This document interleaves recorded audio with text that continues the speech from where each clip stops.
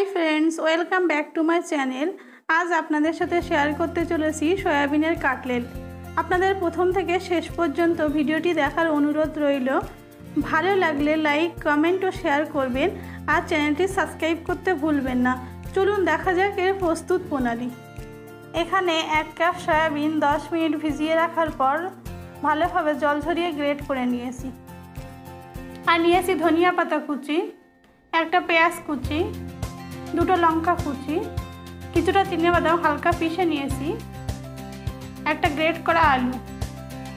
উপকরণগুলি ভাজার জন্য 2 চামচ তেল দিয়ে প্যান বসিয়ে দিলাম। গরম তেলে দিয়ে দিলাম 1/4 চা চামচ হিং, একটা পেঁয়াজ কুচি।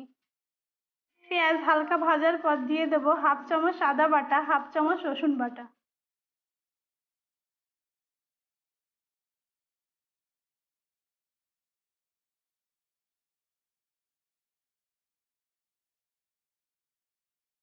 সমস্ত উপকরণ ভাজা হয়ে গেছে, দিয়ে দিলাম পিষে রাখা সয়াবিন।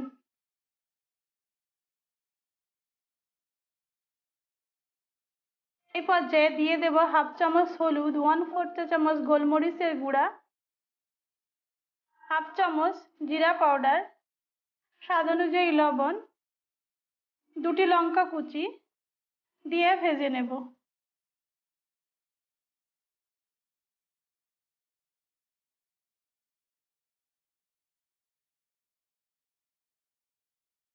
এখন বাদাম দিয়ে মিশিয়ে নেওয়ার পর দিয়ে দেব গ্রেট করে রাখা আলু।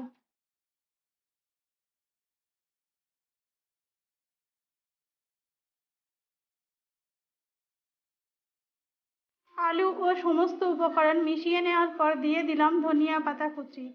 মিডিয়াম টু লো আঁচে 1-2 মিনিট নাড়াচাড়া করার পর নামিয়ে নেব।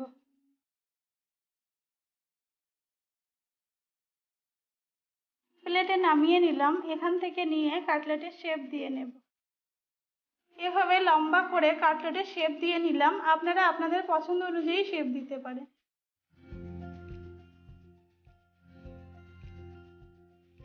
কাটলেট কোট করার জন্য একটা ডিম ফাটিয়ে নিলাম। ডিমে মেশানোর পর ব্রেড গামে ভালোভাবে কোট করে নেব।